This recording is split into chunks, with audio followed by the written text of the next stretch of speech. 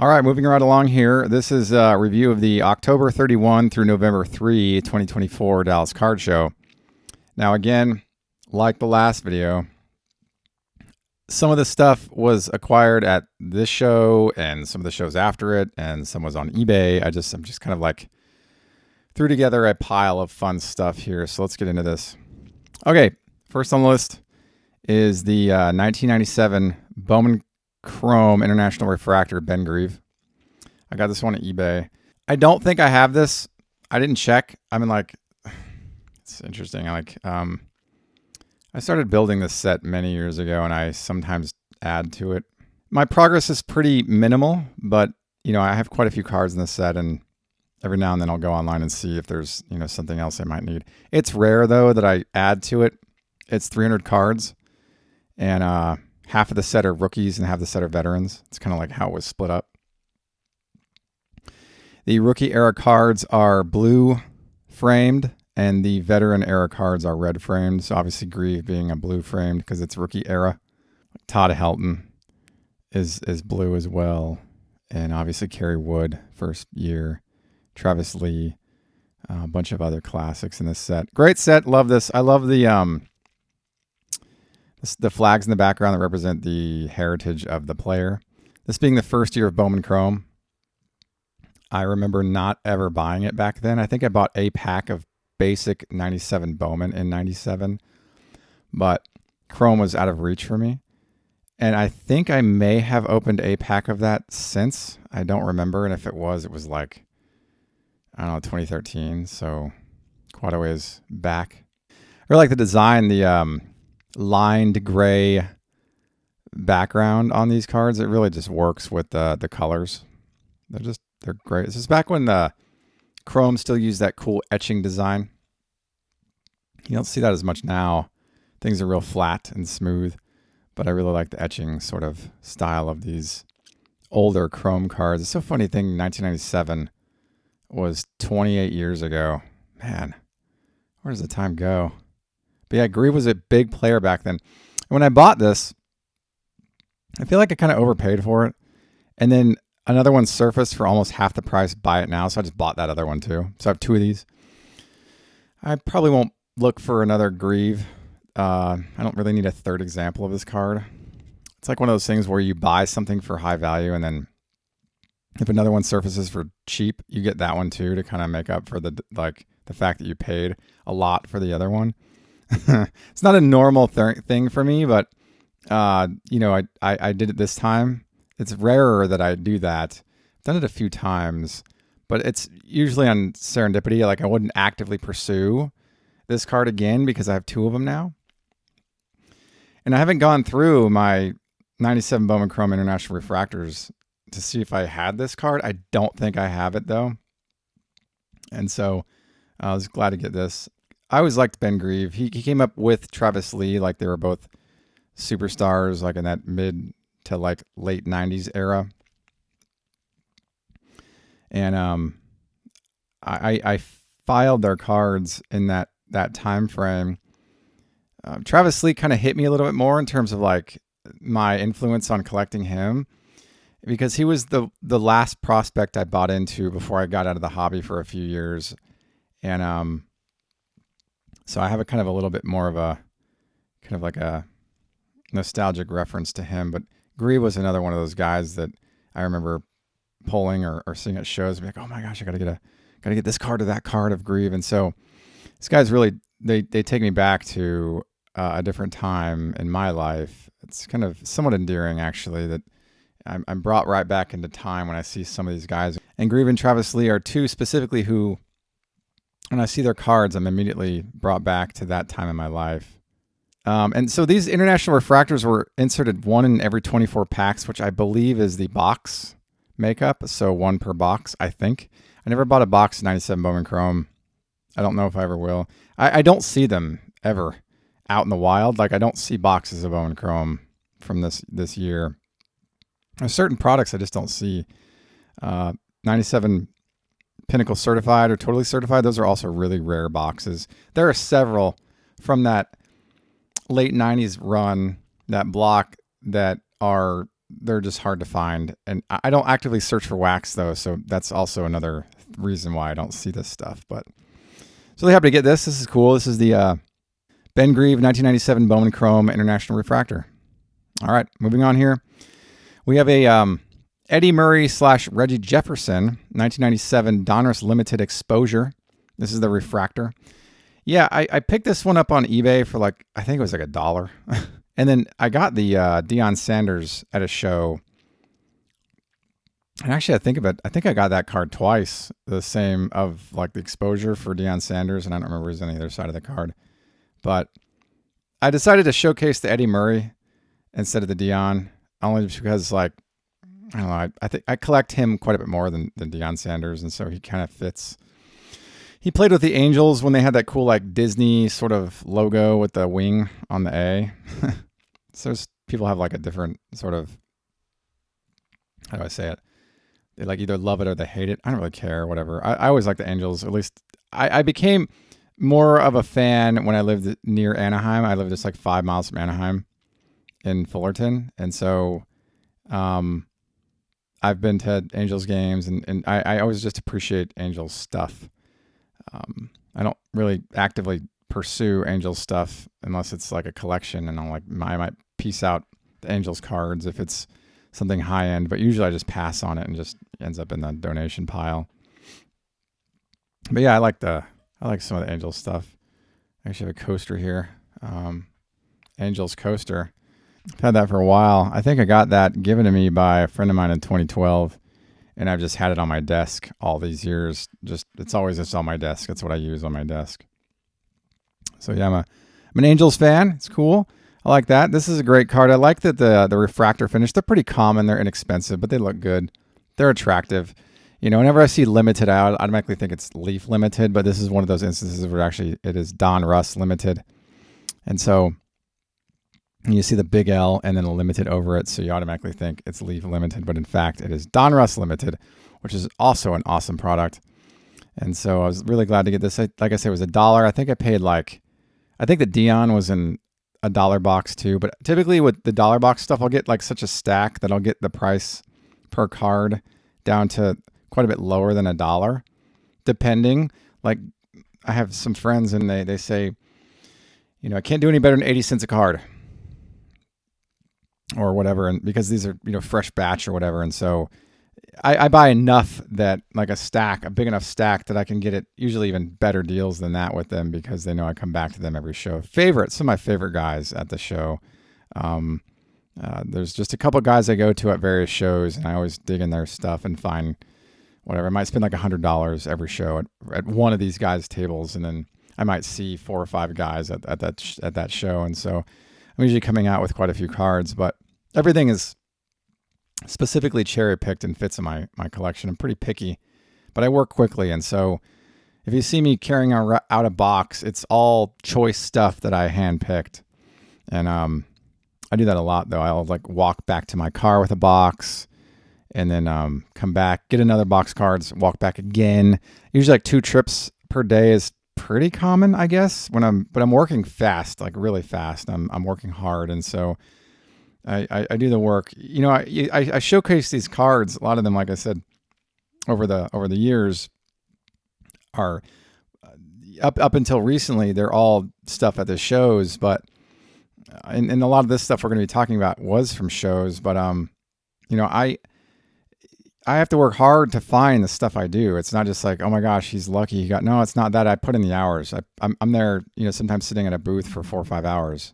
Just sitting, going through all the cards this guy has. He might show up at like 11 and not leave the table until like 3:34, and then I'll close. The guy knows I've been there for so long, and I have a whole box. And so sometimes I make an arrangement with the sellers that, you know, what would you charge me for a whole box or fill the box? And I might just pay them in the beginning and just fill the box, then that'd be the end of it. And so I try to make these kinds of arrangements because I work so hard with these sellers, and so it just depends on who the seller is. What I can do and how well they know me. And I kind of leverage those relationships the best way I can. And of course I care about these people too. I'm not just trying to like get stuff from them, but they're there to sell. So the relationship really works out. This was on eBay, this one here, but the Deion was in the $1 box. And I think I paid like, gosh, I don't know what it was. I'd say 50 cents, maybe less for the Dion. The 2 times I bought that card over the last 8 months, and I wasn't specifically looking for it. It just happened to be in the various cards I went through. So kind of cool. I like these really great cards. They're kind of refractor finish on them. Well, it's not kind of, it is a refractor finish. They just look awesome. This is the Eddie Murray / Reggie Jefferson. Reggie being on the back of the card because these counterparts, you flip them over and there's another player depicted. There's actually another run in Donruss Limited that's like that too. It's not counterparts, it's like something else. And so, again, two players on the same card. This is the Eddie Murray, Reggie Jefferson, 1997 Donruss Limited Exposure Parallel. All right, moving on. I like this. This is cool. Sandy Alomar Jr., 1999 Revolution Red to 299. So these Revolution Reds are awesome. They really pop. I mean, that red foil on that like glittery silver thing going on, that like burst background, and it kind of matches his Indians uniform. It just works. I mean, it's just beautiful. I think this was, I want to say this was one of the smaller shows. I think this was like a Frisco card show pickup, if I can recall correctly. And the guy had several pieces that worked really well in my collection. And I don't think I have an Alomar Jr. section in any of my boxes, but if I do, it would be my B list box with like Grieve and Canerco and Brady Anderson, Ken Caminiti, Mark Grace, guys like that. Guys I don't actively pursue, but if I get stuff from them, they just go in those boxes. And so every now and then I'll grab cards from these guys at the right price, just because whatever. There's a bunch of players in those boxes. I'm trying to. Garrett Anderson's in that box, and some others. I probably will transfer Travis Lee in that box too. It's because he fits in that like type of player. Great player, but not a lot of those are non-Hall of Famers. Although I do have some Hall of Famers in that box: David Ortiz, Trevor Hoffman, and some others. Guys like I don't actively pursue. I think I have a Jack Morris section. I want to say. I mean, just like or Harold Baines is in there. Guys I don't actively pursue, but they're good players, a lot of them. And so Sandy Alomar Jr., he would fit in that run. But when I saw this, I was like, okay, this is cool. I actually passed over it, and I was like, I should probably get the Alomar Jr.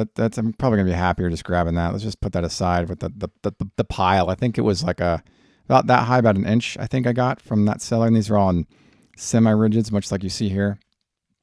And so I came out with a nice stack, and I think I bought some other stuff from this guy, and we all just kind of jumbled it together as one price, and that was the end of it. But the thing about these Revolution Reds to 299s, they're retail exclusives. You can only pull these in retail packs, which makes them significant because the retail stuff, as you know, gets shuffled about and tossed around by parents and kids or whatever, and then especially in 1999.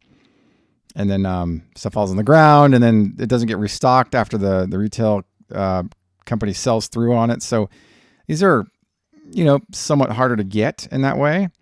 It's like 1996 Studio Silver Press Proofs, numbered 100. Those are all retail exclusives as well. You can only get those from retail packs. So when I see the retail only thing, I'm always like, oh, those are awesome. So this is one. So this is the Sandy Alomar Jr. 1999 Revolution Red to 299. All right, next on the list here, this is the Garrett Anderson 2001 Donruss stat line season stat line to 40. So when I'm organizing my checklists, I say it's stat line and then I'll say career or season after it. But this is actually season stat line or career stat line. I just prefer to arrange it like that so it sits cleanly on my checklist. And that's just my own preference. And so this one being stat line season in the checklist, but actually it's season stat line. In any case, there are 40 copies. This one I got on eBay and I watched it for a while, but the deal was like $2. I'm like, I'm not going to pass that up. It's too good. And I think to myself, if I saw this at a show in a $2 box, would I buy it? Yeah, of course. So I'm just going to cherry pick it on eBay. And just glad to get this. I was like, again, this is Angels, so of course I'm a fan. I remember he was coming up in the early 90s. He's got a card in 1992 Bowman, that set that everybody loves with all the people who look like they're coming from church meetings. It's like how it is. You look at like Chipper Jones' card where he's got that belt that he loops in and upside down. It's a very early 90s thing. Mariano Rivera looks like he just left church, and everybody else really in that set. But yeah, he became a rookie, I think, in 94. Yeah, so the thing with Garrett Anderson is that his first year in Major League Baseball, MLB, was 1994, but he didn't log enough at-bats to be qualified as a rookie until 1995. So while you can find him in 94 products like Topps and Ultra and some others, his rookie year, his legitimate rookie year, was 1995. Yeah, so in 94, he'd be considered a future stars or a prospect, and then in 1995, he'd be considered a rookie. And obviously, he's in 92 Bowman, which is pre-rookie status. It's like the 1993 Derek Jeter stuff. That's rookie card, but not rookie year card. That didn't really happen until 1996. Yeah, so the thing with Derek Jeter is his first year as a Major League Baseball player was 1995. But he didn't log enough at-bats until 1996 to be qualified as a rookie. And he was actually Rookie of the Year that year. Obviously, his rookie cards are 1993, all those ones, the classics, the SP, Bowman, all that. But his rookie year cards are actually 1996. So, for example, going back to Garrett Anderson, he's in 1992 Bowman, which are his rookie cards, but his rookie year cards legitimately are 1995. I know it's a hard distinction to make. And I used to struggle with that myself, figuring out which is which. It's the 85, 87 Topps Mark McGwire argument. One of those is a rookie card. The other one is a rookie year card. So they're both rookie cards, but for different reasons. And so that settles the argument for me. I don't have to argue with people about that. I'm okay with that. They're both rookie cards, but for different reasons. And so that is something that's interesting. The Bowman stuff, you can get rookie cards out of Bowman. I've noticed that the RC logo is put on those rookie year cards. Before that, it's like first Bowman or whatever, and you just won't get the RC logo because they're not rookies yet. They're still in sub MLB status. They're playing college or minors or whatever it is, and so that's like the distinction that I make here with that, and that's helped me understand how this sort of rookie distinction works. In any case, this is Garrett Anderson, 2001 Donruss stat line season to 40. I like that hollow foil finish on these cards. They're really nice. All right, let's go back to this here. Next on the list, we have a Jim Edmonds 2002 Upper Deck MVP Silver to 100. Yeah, great stuff. Hard to find, hard cards to get. I don't see these too often in the wild. There's a gold to 25 I pulled out of a bargain bin at a shop, I think back in 16. For $1. That's the second year Pujols card. It's kind of an important card. It's obviously worth more than $1. So kept that one. But I don't see the parallels of these too often. It's just they're just rare. They're rare cards. Even at the hundreds, the silvers, I just don't see them. And then the base is the bronze foil on there, the no serial numbering. Edmonds is interesting. It came up in his first rookie year, rookie card stuff in 1993. You can find him in some classic and various minor league stuff pre-93, but Edmonds had a pretty solid career, and some people make the argument that there's a chance for making the Hall of Fame. I don't know. I don't really think. I never thought of him as a potential Hall of Famer. I think he was good. I think about Joe Carter. He was great, good, and not Hall of Famer, I don't think, but he was good. Joe Carter's stats are comparable to Dale Murphy's stats. And so you have to think okay, if Dale Murphy has a chance getting in, maybe there's a chance for Joe Carter. I don't know. But Edmonds, there's an argument there that could be made that maybe there's a chance. And if it's going to happen, it'll happen with Veterans Committee. I just don't think he's going to make that. Yeah, Edmonds is past his 10-year window. And I don't know if he's... it's a tough one, right? It's these arguments, they're interesting because they really go off of viewer preference. Looking at his monitors here, he just doesn't make the cut on in any of them. He's sub on the standards, the monitor, and the gray ink. Gray ink is really sub. It's less than half. Yeah, I don't know. It's weird. There are guys on his similar batters list that I think they could eat one guy Paul Goldschmidt. That guy, I think, is Hall of Fame candidate right now. My opinion. I think if he were to get in, if you stop playing baseball today, I think he has a shot at being a Hall of Famer. But I mean, that's a tougher one. Edman's a little bit different of a player. Great player though. I mean, he's very solid. He made his money. He had a long career. So like I said, any amount of time as a professional ball player to me is a win because it's so hard to play professional sports. He has a 17-year career. He spent a lot of his early years with the Angels, and then he spent a good chunk of it with the St. Louis Cardinals, and then he kind of bounced around a little bit at the end. It's as a lot of players do. But I think Edmonds is great. And when I see his stuff, I sometimes grab it. Not always, but every now and then I'll grab this or that. I typically lean more like rare insert stuff, like I always do. And so he's not like a Randy Johnson or a Cal Ripken where I like almost buy everything I see. But the Edmonds stuff is somewhat compelling. Anyway, that's the Jim Edmonds 2002 Upper Deck MVP Silver to 100. Cool stuff. All right, let's move on. All right, jumping here to modern. This is Nolan Arenado 2020 Panini Mosaic White to 25. I think I got this at one of the small Dallas card shows. The seller had a few kind of modern pieces. I think I picked like 4 or 5 cards, and this was one of them. And there was like a Reese Hoskins and some others. Hoskins is an interesting guy. I remember in 2018, a lot of people chased his stuff for the Phillies. Then his popularity thinned out quite a bit, so stuff just doesn't sell where it used to be, nowhere near. But I mean, I hope he has a good career. I do. And he's still relatively new, I guess, But Arenado is one of those guys I started picking up on a few years back. I'm like, man, this guy's awesome. He's great. And so I sometimes look for his stuff. Trey Turner is another one of those guys who's a great batter. I don't yet buy his stuff. It's not to say I wouldn't. I'm giving him more time before I pick up on Trey Turner stuff. But Arenado is already there for me. He's already, in my opinion, a Hall of Famer. If you didn't play any more games from here forward, he shows up in stuff in 2010 Bowman. I pulled his blue paper. It's like, when did Bowman become paper? But yeah, I pulled his blue paper card. That was my first Arenado card, and I've picked up various stuff since. So my Arenado collection is quite a bit bigger now. Probably like, I don't know, 3 or 4 inches worth of cards in a 200 count box. But yeah, this will just go in there. These are cool. The 2020 Panini Mosaic, I chased that pretty heavily for Frank Thomas back then. I got pretty far into it and pretty deep into it. I lost a few, but I got as many as I could get. And I think the museum is mostly updated with stuff on that. I haven't added anything to that since like early last summer. I have a bunch I have to add to it though. Still, I'm behind. But in any case, I like this. These are cool. I got this for a pretty good deal. I was surprised actually some of these Mosaic low serial numbered stuff, they don't sell very high value. They're not like super desirable, I guess, but they're rare. The 25 is it's not an easy card to get. And so when I saw this, I was like, well, I got to get this. It's Nolan, and it's modern. It's low serial numbered. It's a cool product.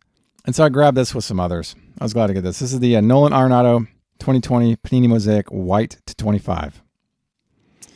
All right, moving on here. This is the Mike Trout 2022 Panini Chronicles Blue to 50.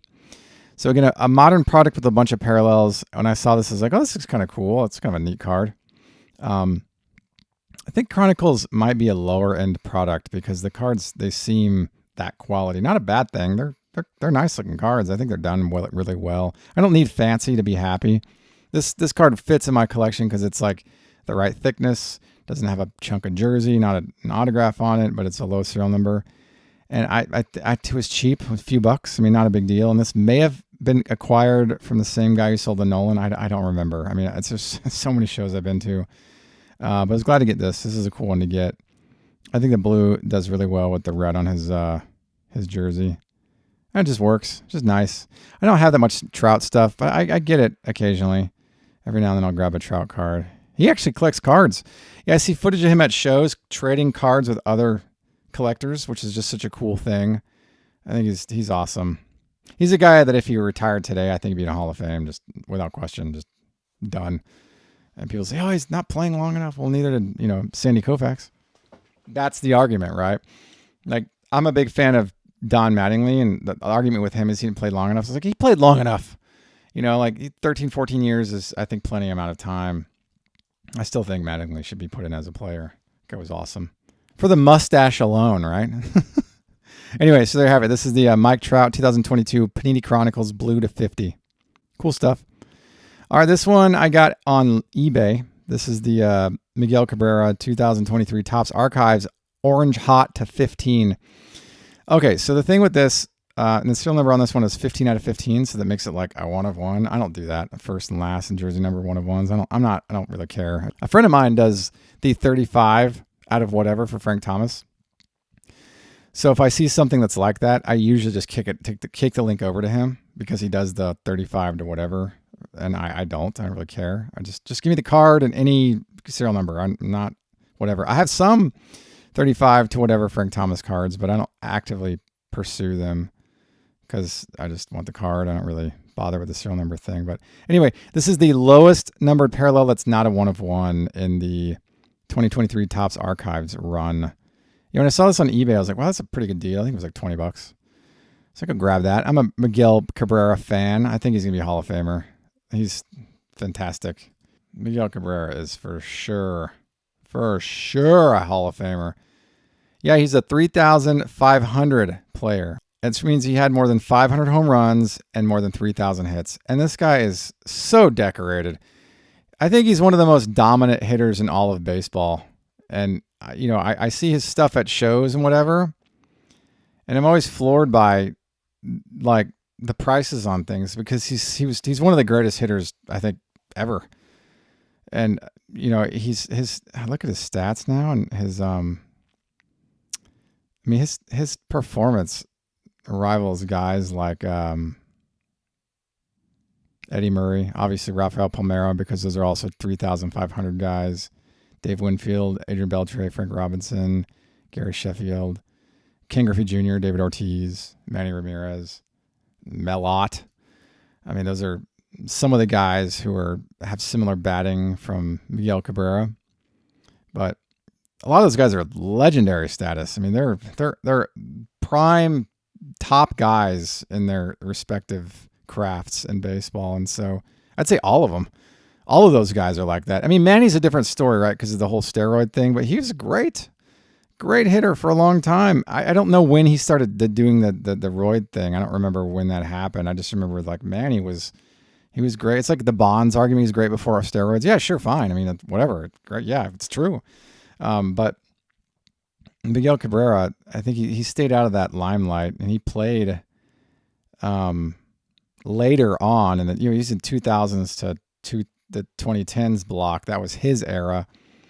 He was like a thin dude back in 2000 when you'd see him on the Topps Chrome traded, and he's 2003 at the Marlins, and he kind of thickened up as he built out his career, which is fine. I mean, look at Bartolo Colon. That guy was a skinny twig back in 95, and then as the years progressed, he started to look more like Fernando Valenzuela.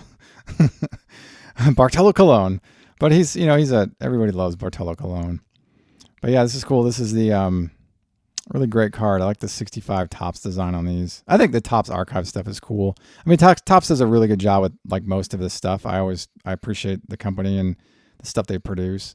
I don't buy into like the super high end, the tier ones, and the other things that are sort of like out of my reach. But when I see those cards at shows and stuff, I take a look, I peek, I'm like, oh, it's interesting. But I like these ones because they're standard looking enough, but have some intrigue to them because of the various parallels. And so when I saw this online, I was like, oh, that's a nice one to have. I'm going to grab that one. And there was like another of the 15 online too. So it may still be there. I don't know. But I'm a big fan of Miguel Cabrera. I started buying his stuff, I'd say about 7 years ago. I started getting more Cabrera stuff in like the late teens. And now I have quite a few, but every now and then I'll grab a specific card online, and this is that one from a couple months ago. So I was glad to get it. This is the Miguel Cabrera 2023 Topps Archives Orange Hot to 15. Cool stuff. All right, moving on here. We have I like this. Don Mattingly 2024 Donruss Optic Orange Velocity. They're attractive. I think that Panini does an awesome job. I've mentioned this before. I'm impressed by Panini and Leaf products because of like like even despite their licensing limitations, they do great work. They just do great work. I love it, and it's so fun to go through the stuff they release. Quite a few parallels. I'll say it's quite ambitious to try to put together a whole run. But these are great looking cards. I mean, they're awesome. The really cool sparkly kind of box pattern thing happening. The design is reminiscent of classic Donruss, with the lines. Kind of reminds me, this one particularly, the 1991 Donruss design. It kind of reminds me of that style, but I like it. I mean, it's classic Donruss stuff. And I'm a fan of Mattingly. I think he was great. He was a very, very good player for a long time. And he turned into a pretty good manager too, I guess. I followed his baseball career more than his management career. I know he was manager for the Dodgers for a while. But I always liked his classic sort of baseball look.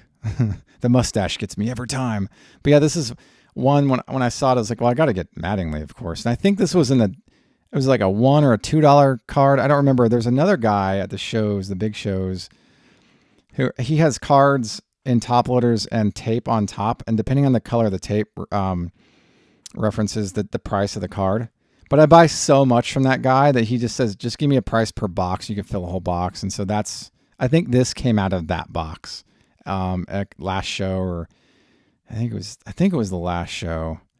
But anyway, I was glad to get this. This is cool. Yeah, this is Don Mattingly, 2024 Donruss Optic Orange Velocity.